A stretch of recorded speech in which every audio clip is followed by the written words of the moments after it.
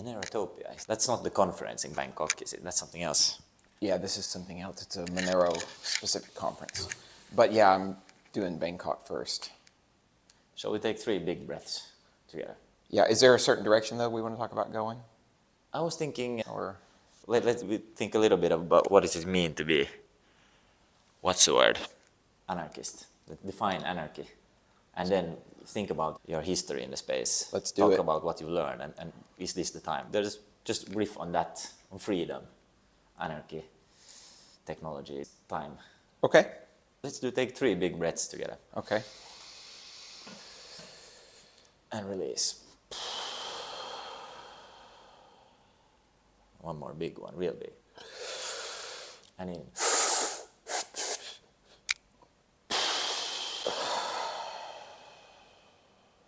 And the third, the biggest breath of the whole day. And some more. And release.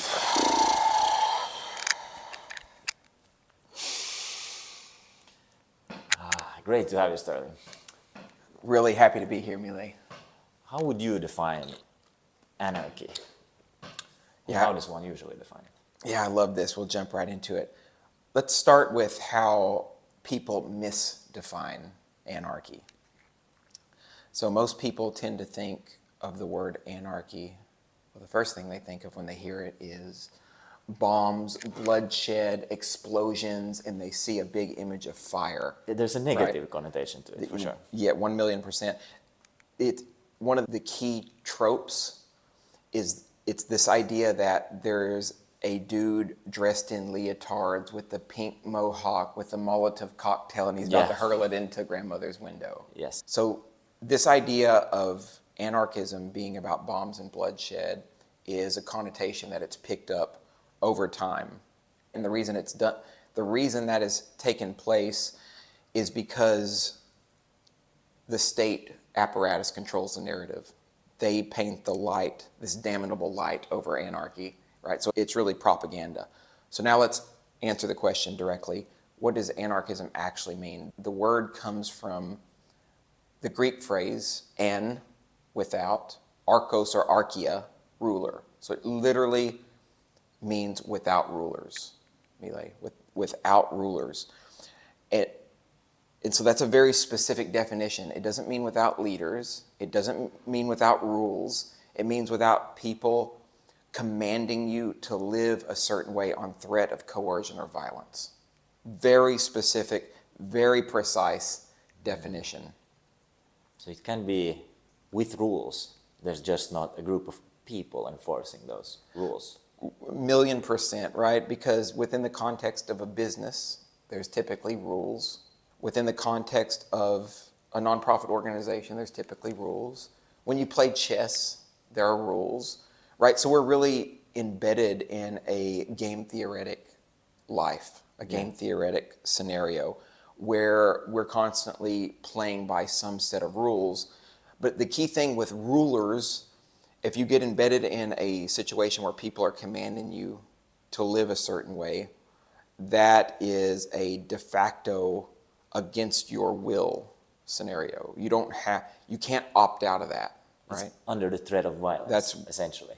Correct. So anarchists, and here's the key thing, they would say that rulers in any context are wrong. A ruler would be the thief on the street who commands you to rifle through your pockets, right? So they can steal your money, so they can empty your coin purse, right? But this also is applicable to governments. Governments are typically and notoriously institutions and organizations that threaten or compel you to live a certain way, and they justify that under the auspices of a so-called quote-unquote social contract, right? This is the Hobbesian or the Lockean idea that everybody who's born into a certain geographical territory, they have to live by a certain set of rules. Yes. And those rules are shared, and they're usually delineated and categorized by some type of constitution, as in the case with democracy. But the point is that if you're born in those areas, you don't have a choice. By social contract, you have to live under that set of rules that have been handed down by whoever the ruling class is. it's per default, this is the contract. And there's some type of violence that happens in the tax collection, which is literally taking something from someone and giving it to someone else. So it's a bit of a violent transaction.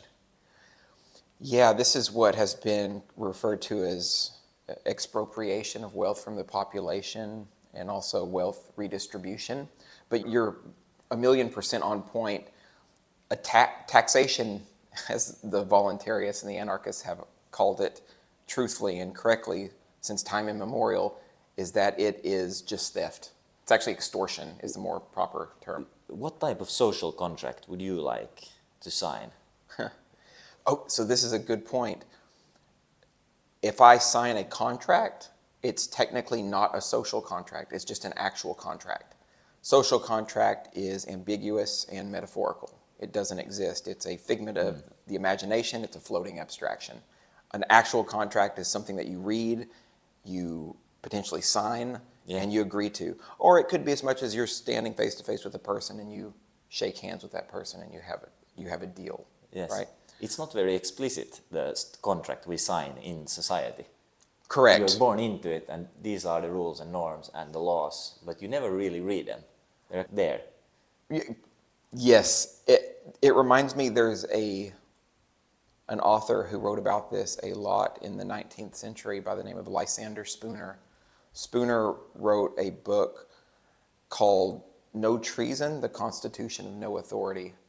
And his whole spiel, his modus operandi was you can't bind potentially millions or billions of people into posterity via a social contract because it's non-legitimate. It can't be legitimized because you can't actually opt into it and agree to it.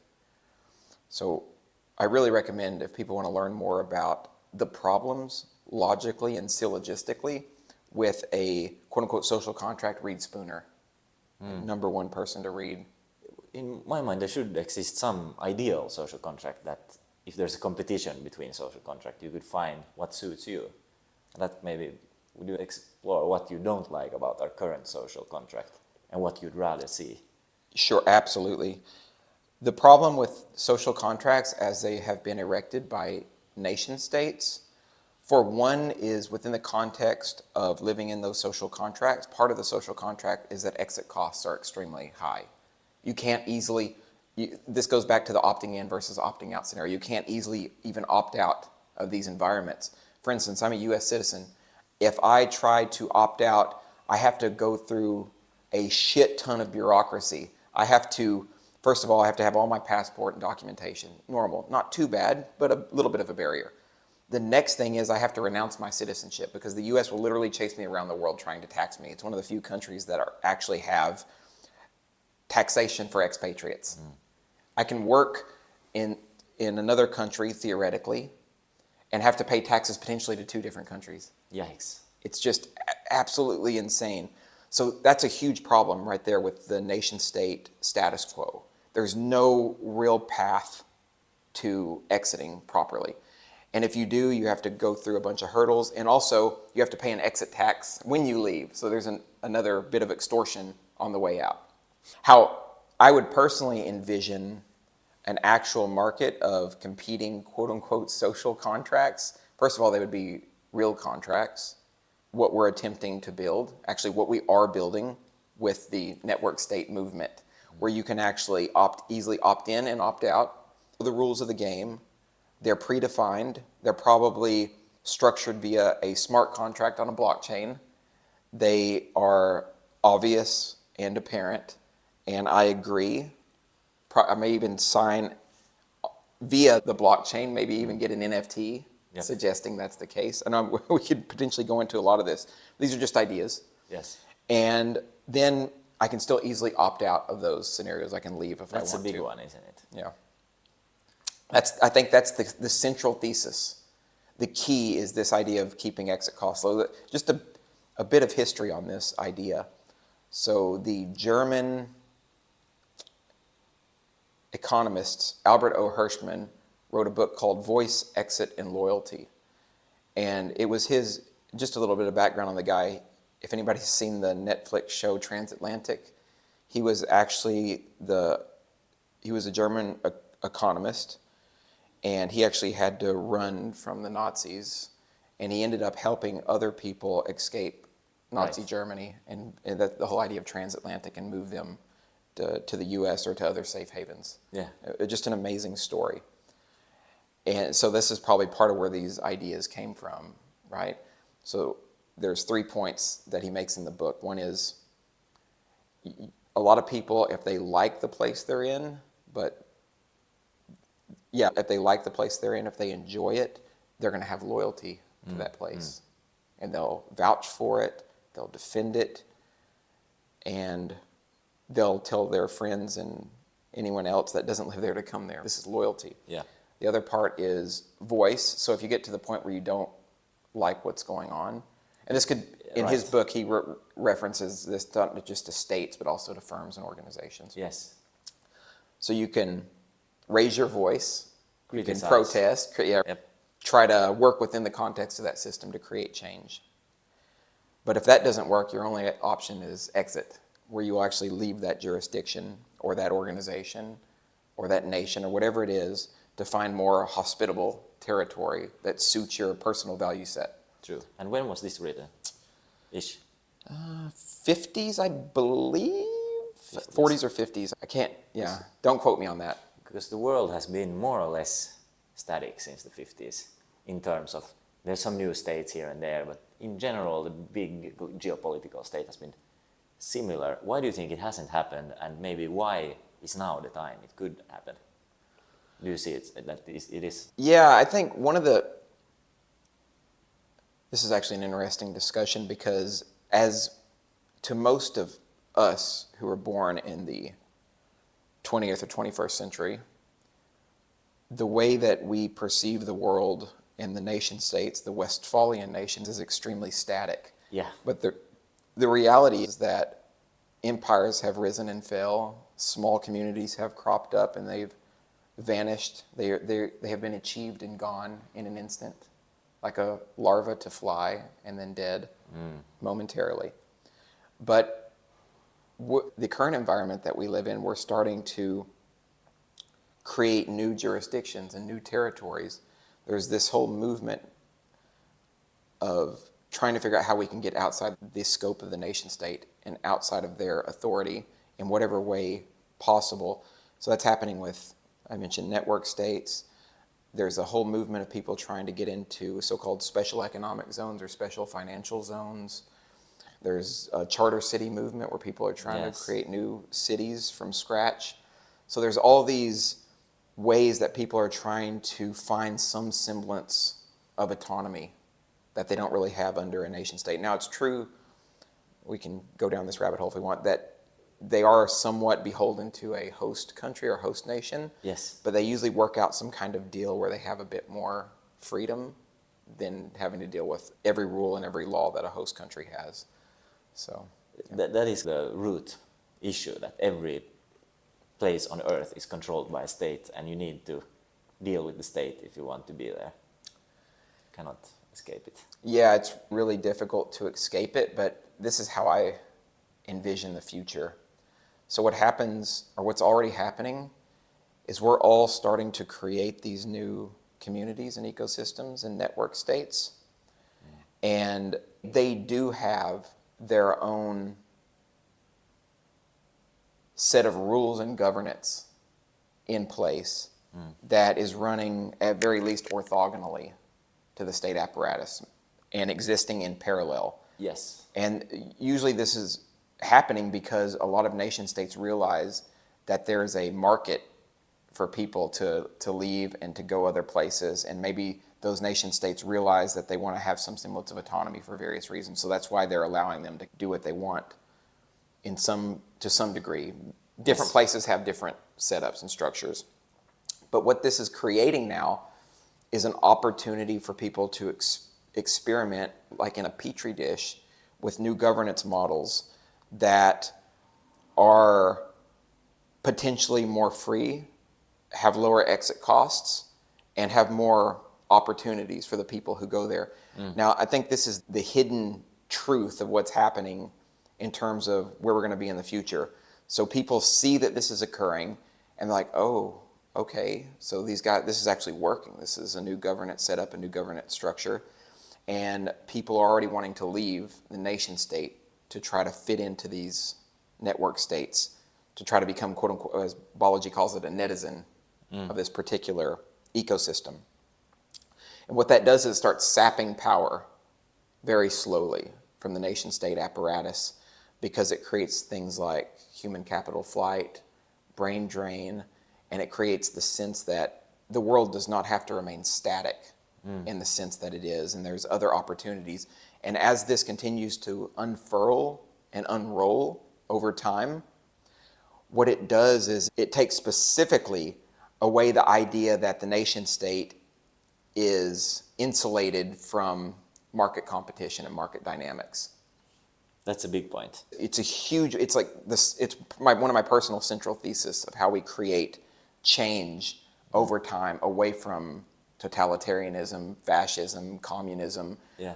We create governance structures that now force the governments of the world to compete.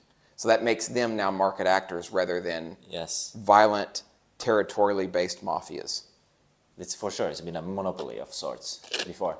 I wonder how many people are actually moving around like customers, that they are checking what is the social contract here and comparing it.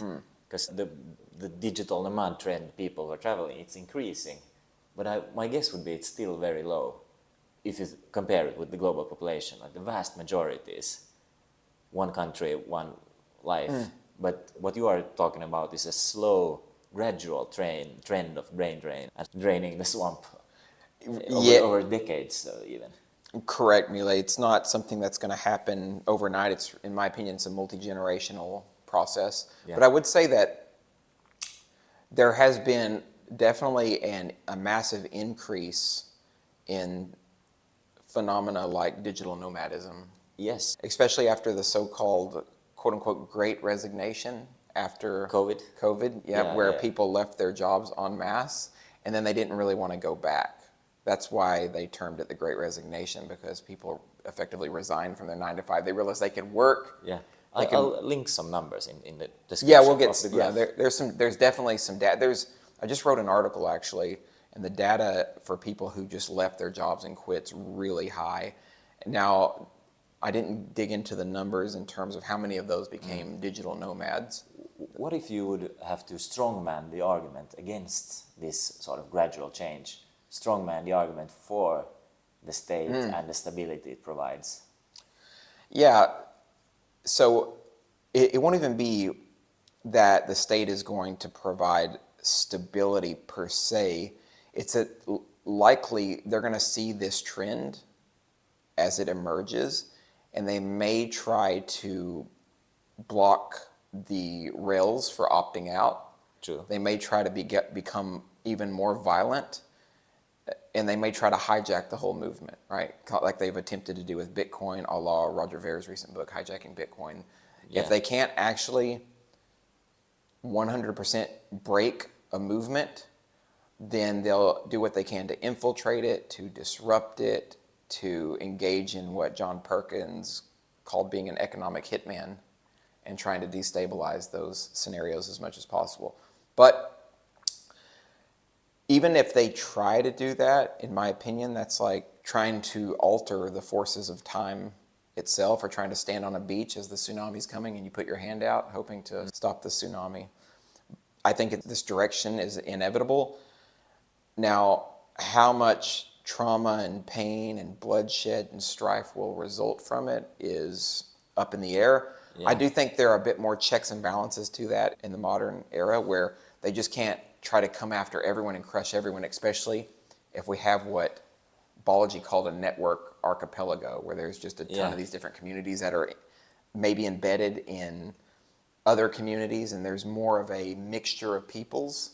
Yes. Then there's not a clear us versus them dynamic anymore. I think there's some geographical, some ethnographical, and some political changes that could also occur as a result of this movement. There might be some linked to a higher state of consciousness where you see one humanity, one earth. If you have more people traveling, you, instead of I am with my tribe here in my country, I am with the tribe of humanity on planet Earth. However, I wonder if the big, massive state, what would we call it, structures that have been built, the US, Finland, these big governments, they have been built up, what's a good word for it, these Goliaths of sorts. And so many people rely on them. So much human energy is involved in them. So when that sort of starts collapsing, it's going to be violent. Or not violent, it's going to be difficult, for sure. Depending, just one example would be the massive debt that all of these nations have. There's massive debt and it's hard to pay it off. And at the same time, there's this sort of outflow of people and energy. It's going to become, it looks sketchy at least. Yeah, brother, it definitely looks grim. And you're right. This is the other thing with these superstructures or megalithic nation states. They are in a precarious spot because, like the U.S., you pointed it out perfectly, has trillions of dollars in debt, and there's no way that debt can be reconciled with political solutions. This is something that Balaji also talks about quite a bit in his talks. And here's the thing, we can talk about this. There's a book on this subject about hyperinflation as it relates to the dollar by Peruvian bull called The Dollar Endgame. Interesting. And one of the things that's discussed very heavily in that book is the only reason that the U.S. hasn't faced the true and full consequences of hyperinflation is because they possess hegemony of the dollar as the world reserve currency. It's been pumped out, everyone else is taking losses. Bam, you nailed it. Yes, all of the risk has been outsourced, Yeah. the inflation risk. So like all these dollars that exist in all these European banks around the world, all these Latin American banks, Asian banks, what ultimately happens if, say, something like BRICS Yeah. gets into a position where they get another global reserve currency, or maybe the world just goes full crypto at some point, then all of those dollars come flooding back to the U.S. en masse. This is something that I think Peter Schiff has also talked about. When you say flooding back, what do you mean? So if those dollars, if they're not the world reserve currency anymore, there's no incentive to hold those in your bank, right? They just end up, people are going to sell off their yeah, dollars. that 1,000,000%, right? And then they're gonna take whatever the good thing is, and then the full effects of hyperinflation, like we've seen in places like Colombia with the Bolivar. Is Bolivar Colombian? Yeah. Anyway, one of the Latin American currencies, the Bolivar, where it got so hyperinflated that all it was good for was as kindling by the night fire by the family, or as toilet paper, literally. It makes so much sense that the US has been printing so much dollars now, because they still can. While people are holding it, they can keep printing and pay off some debt and using those. The more people sell off, the worse it is for the US themselves to print. So the end game, it makes sense that they are printing so much right now. Yep, that's why there's so much hubris and arrogance from these guys in the United States and the bankers in the Federal Reserve, because they don't have to face the consequences, but somehow, to use the phrase they used in The Wolf of Wall Street, the chickens have to come home to roost. Yeah, we gotta face the music. That's right. And because this can't just go on in perpetuity, right? These guys believe it can, but there's no way. They're going to do everything in their power to maintain their supremacy by leveraging things like capital controls. It's essentially what happens when you gotta face the music, the chickens come home to roost, is that the social contract will worsen even more, because the government can't pay for the services they have been providing previously. It's gonna become worse. Yeah, that's right. Already people, especially even Gen Z and millennials Gen Zs to a degree, millennials, et cetera, understand that things like Social Security in the United States look more and more like a Ponzi scheme, and that all that money is going to be gone by the time that people come of age, right, for receiving it. And that definitely depletes any semblance of trust. I can't personally see how people have any trust in governments at this point, but that completely wrecks it. How do you see the risk if, as we spoke previously, we are building these new network states or archipelagos? Why would, is it not the risk that they might themselves become the thing then?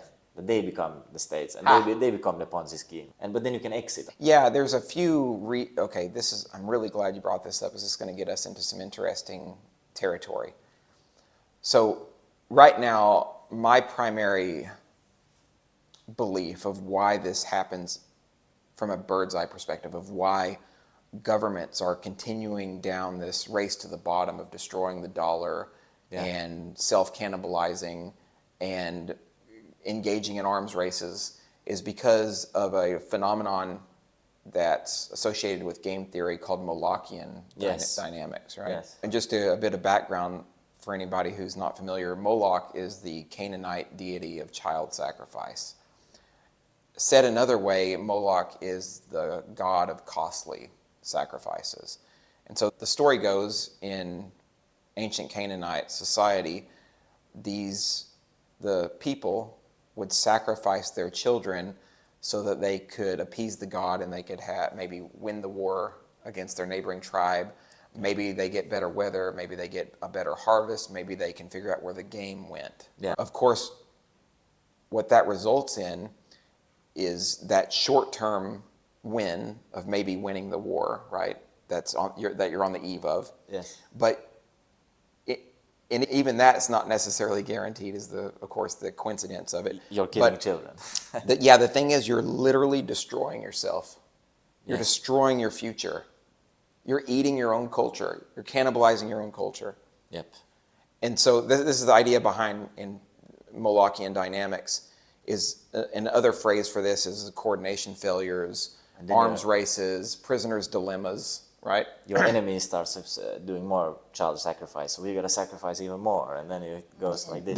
That's right. It's like a cascading externalities and spillover effects. A good example is Instagram, where women use these beauty filters, or people use beauty filters, and then I use more and more, and then the reality is so disconnected that when you actually meet a person, they can't recognize you. Like, what is this? Beautiful it's example. Bad for everyone, but you got to do it because everyone is doing it.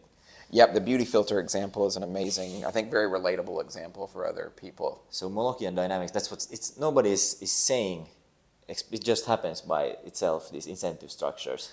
Yeah, that's right. There's skewed and there's warped incentives. Here's what it boils down to. People try to optimize for their local conditions above and beyond long-term collective well-being. Right? So if you're a guy that's let's just use a political example. If you're a guy that's in power, right, you're a high-ranking politician, you're trying to maximize your power so that you can protect yourself and your family and those close to you, which is just a need for self-preservation.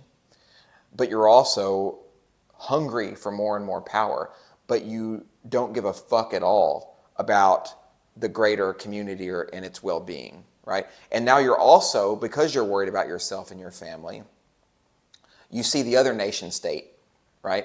Those guys are developing catastrophe weapons galore and drone armament power. Yes. And so now you're in a battle, now we're talking about really an arms race. Now you're in a battle of preemption and attrition. Global what can you do? warming, All weapons. you can do is continuously build and develop more and more weapons. That's right, more and more weapons, more and more weapons. More coal factories you have the energy and the environment goes to shit. That's right.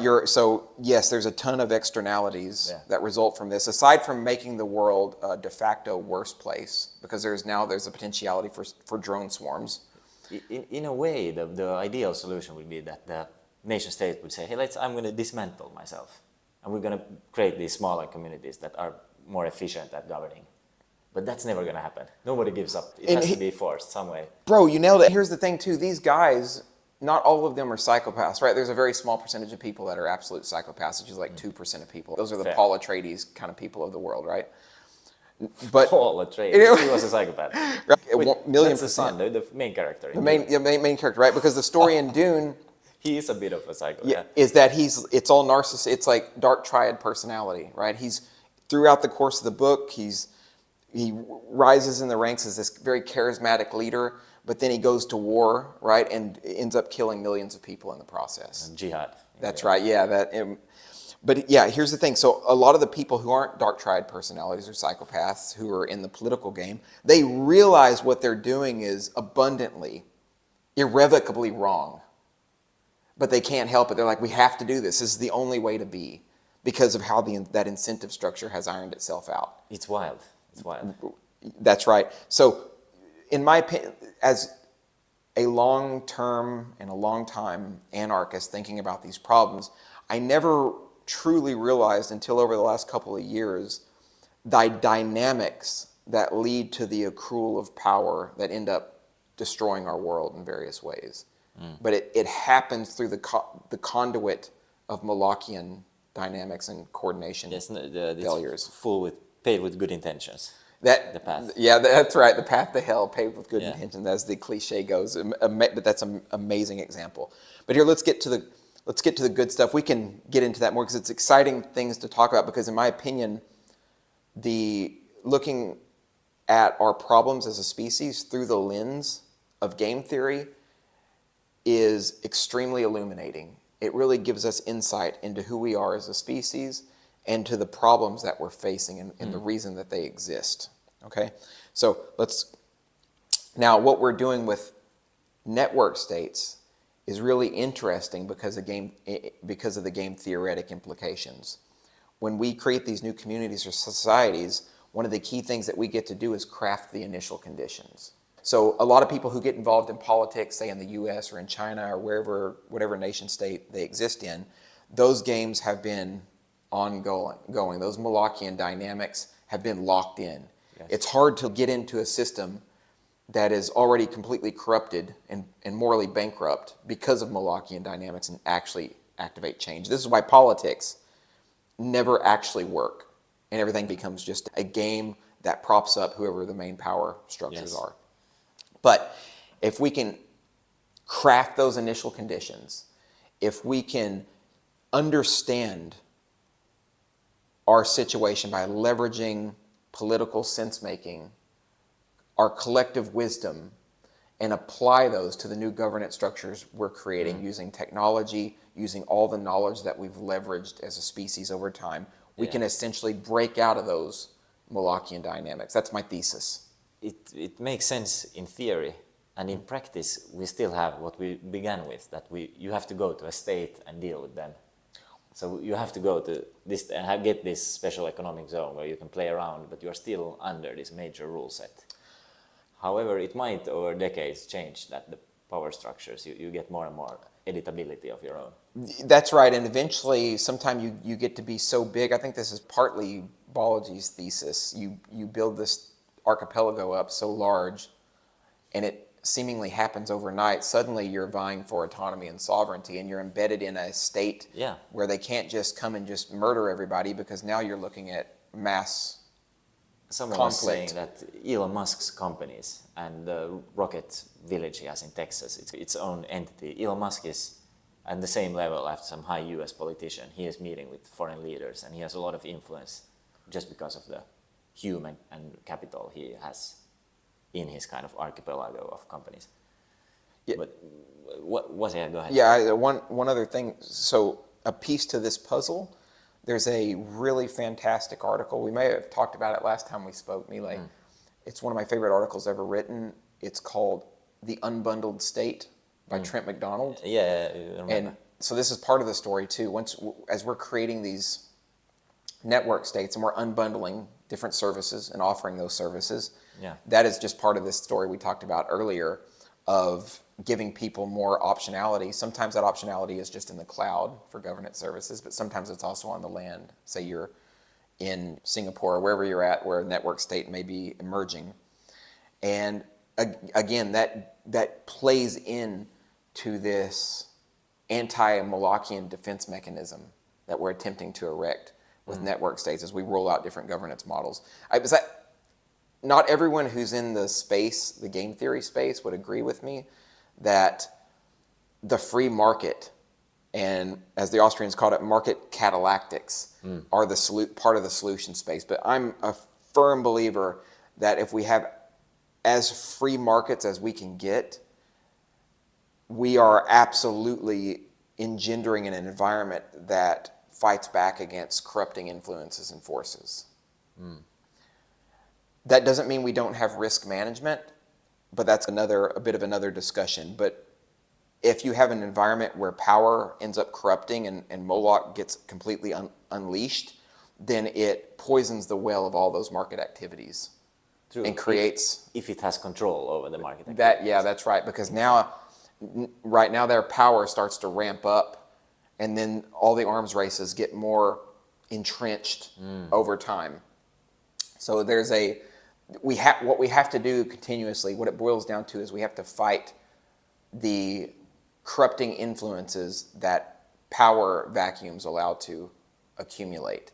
We can only do that by, and you mentioned this earlier and you're on point, by miniaturizing society, by decentralizing society, and by reconsidering the way that we organize ourselves. There's a book. Unbundling. Yeah, and there's another book where this thesis has been written about. It's a bit older. It's called The Breakdown of Nations by Leopold Kohr, who's also an economist. And his idea is if we have a more miniaturized state apparatus, more miniaturized communities down to the human scale, then that all automatically mitigates and minimizes nasty power dynamics, right? Interesting. You are attending and partly organizing this Parallel Societies conference in Bangkok this next week. Could you say something about that and what are you excited about maybe to bring up there? What's the main topics? Yeah, I'm directly involved with helping organize it and moderating a few panels. The conference is based around what we're doing here at the network school, what we're doing with regards to network states and parallel societies. We're bringing together the best minds in the space, the best entrepreneurs, social innovators, intellectual entrepreneurs, and we're trying to figure out what the future of the parallel society looks like, what is the cut of its jibe, how do we roll these things out. And there's going to be, one of the things I get excited about is discussions on with regards to governance and how the different network states decide to, quote unquote, govern their ecosystems and their communities, because there are some people who have a mindset of being more hierarchical in terms of and controlling, and there are some, like a good example is Zoo Village, Georgia, specifically, who are taking a more crypto, anarchist, and cypherpunk approach to their communities. So this is exactly what I anticipated, is that there would be a spiritual flourishing of different types of governance mechanisms that finally allows us to say what works and what doesn't. They're in competition. Yeah, that's right. This is another of my guiding ideas. We haven't actually had the opportunity of a species to truly experiment in a data-driven way with different forms of governance models and how they worked. Some things were just considered to be true, right? Oh, democracy, it gives more people the ability to vote and to choose, but there's not, it's always been a power game. It hasn't been considered an experiment driven by quantitative and qualitative data. Yeah, it's a random walk through history. We have done different things at different times. Largely by coincidence, by force and power, as almost, sometimes these political systems are ad hoc decisions by whatever ruler managed to take over during the coup.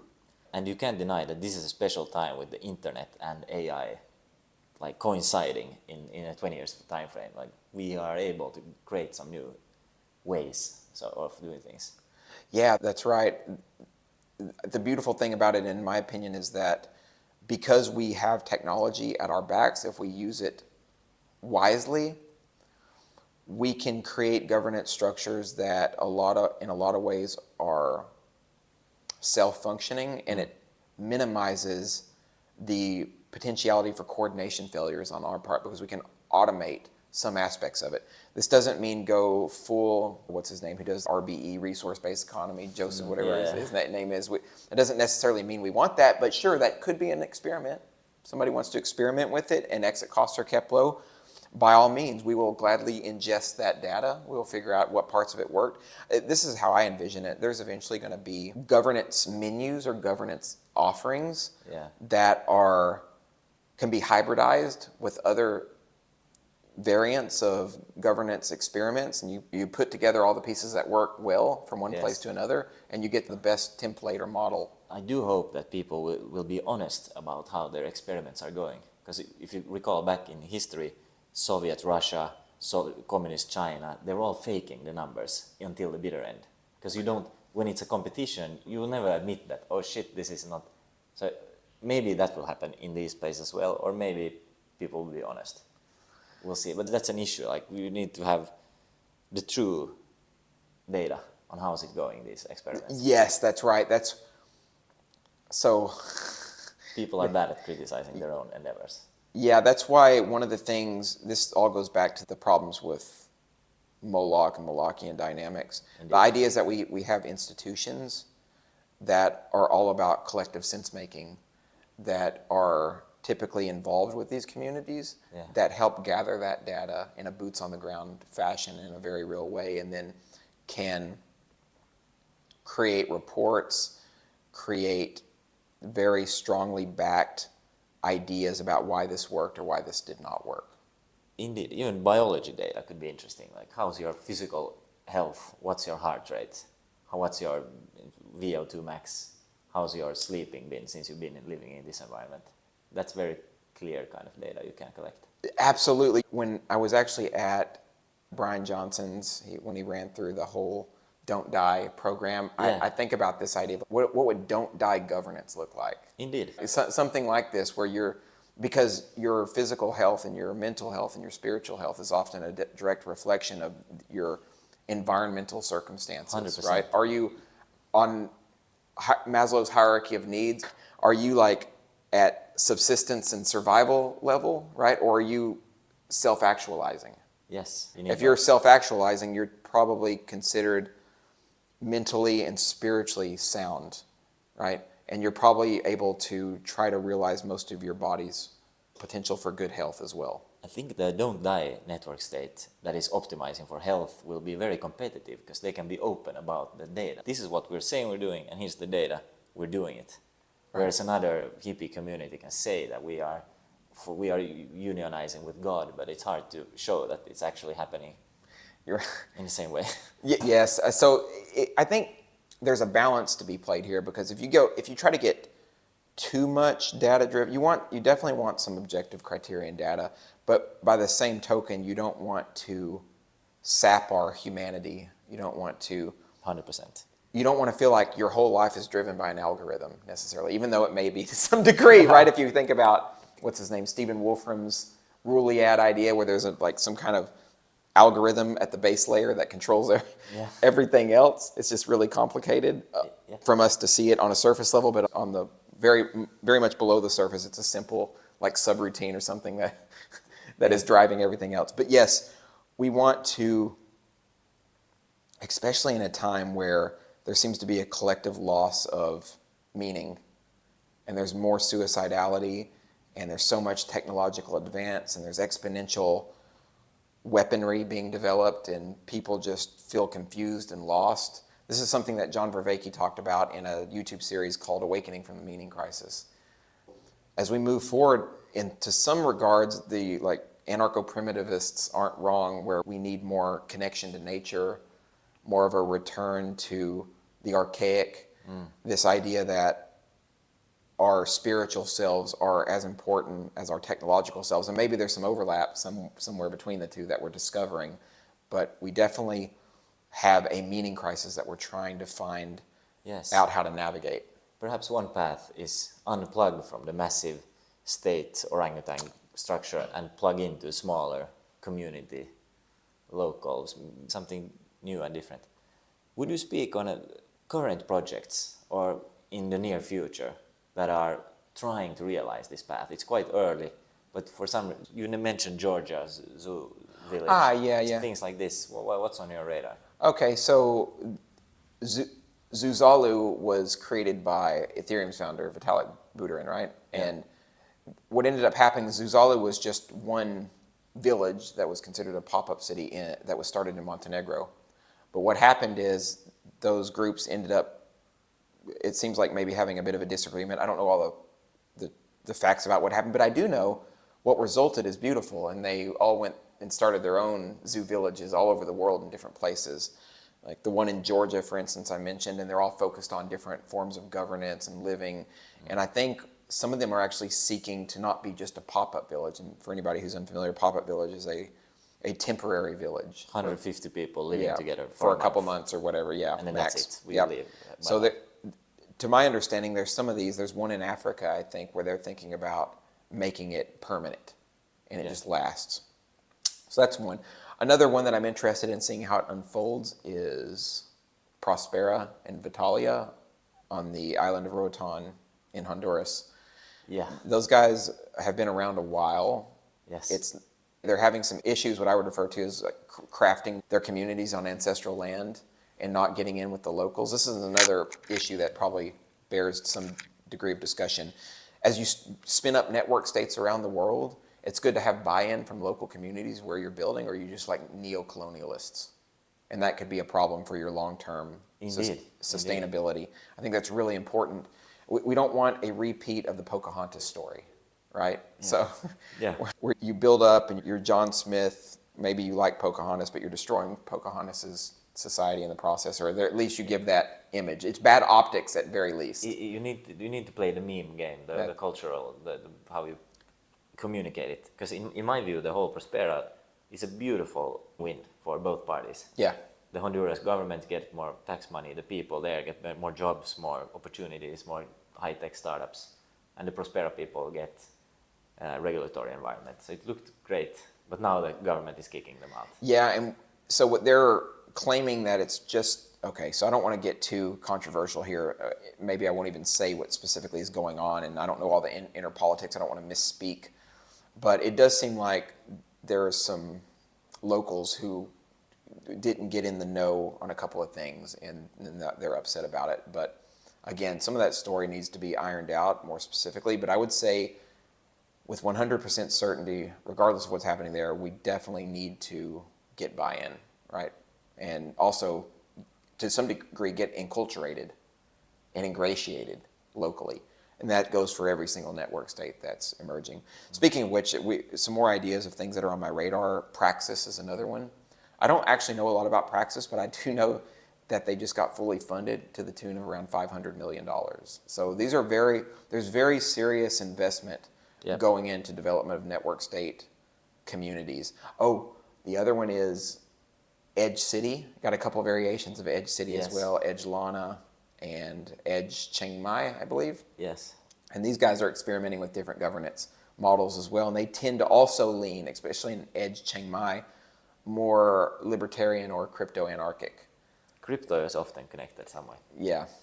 What about this? Is it Logos called? Tools. Well, are you involved with that, or is that how does that relate to all this? Yeah, I'm a marketer with Logos, and I do content as well.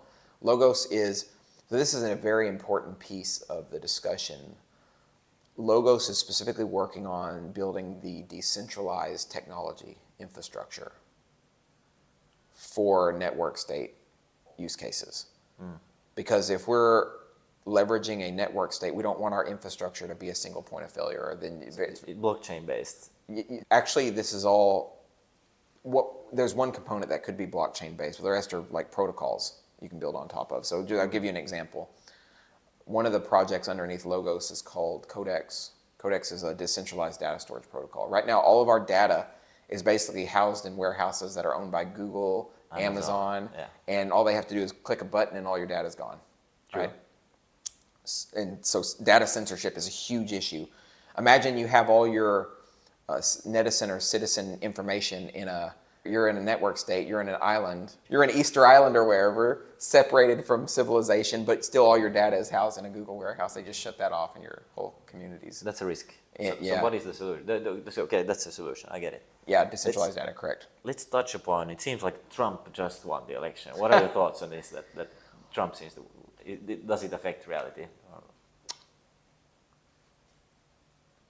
That's a good question. Does it affect reality?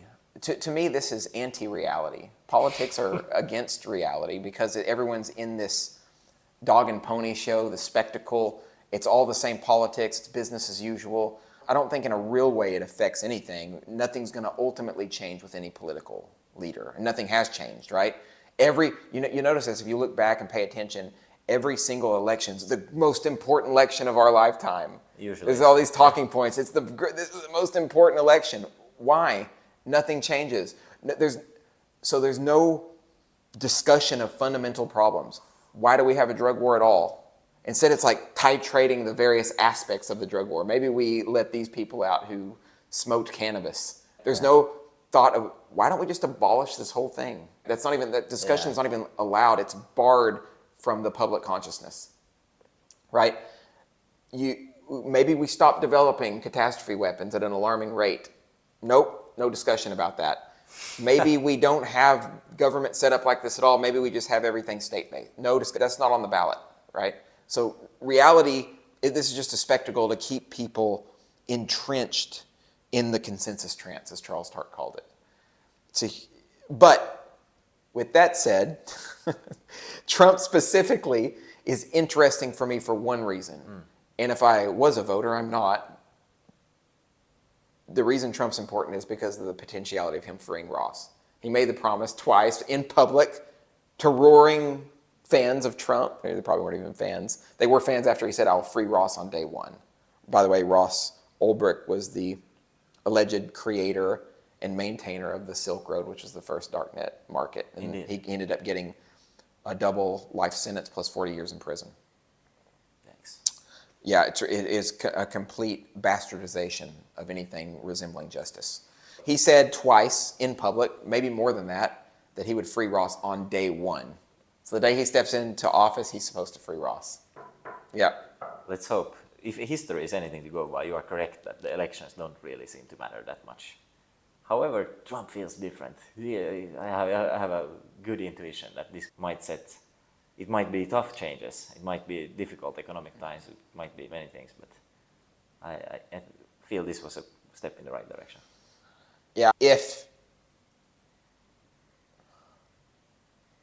this is a tough one for me because Trump's already had a presidency once. I'm going to drain the swamp. The swamp wasn't really drained, right? You can't, how do you do that anyway? Because he's fighting against nasty opposing forces, deep state actors, that special interests. However, Moloch, I do think that he learned a lot during those first years. He might now be more see reality. Hey, these politicians, they're not trustworthy to do this. There is that chance, but time will tell. Yeah, we'll see. I am happy that he got it. I'll be even happier and a bit more open-minded if he actually frees Ross. And I'll leave my thoughts on, because I've been an anarchist ever since the Ron Paul revolution, right? Bringing the conversation back around full circle, or at least some variation of anarchist on a fundamental level, right? And when Ron Paul didn't win, I realized, and he was one of my favorite, more honest politicians. It was rigged then, you realized. Yeah, the system is out. There's no way a guy like this is ever going to get in. Yeah. Who's constantly voting no on shit and will actually try to do stuff. Funnily enough, he's in talks now with the Donald Trump camp. Yeah, I see. To lead or be a part of I saw that. That's funny. Yeah. Hey, thanks a lot for sharing, Sterlin. Oh, my pleasure. I really enjoyed this, Milay. It's always a pleasure. Always a pleasure. Yeah. Me too. I enjoyed it.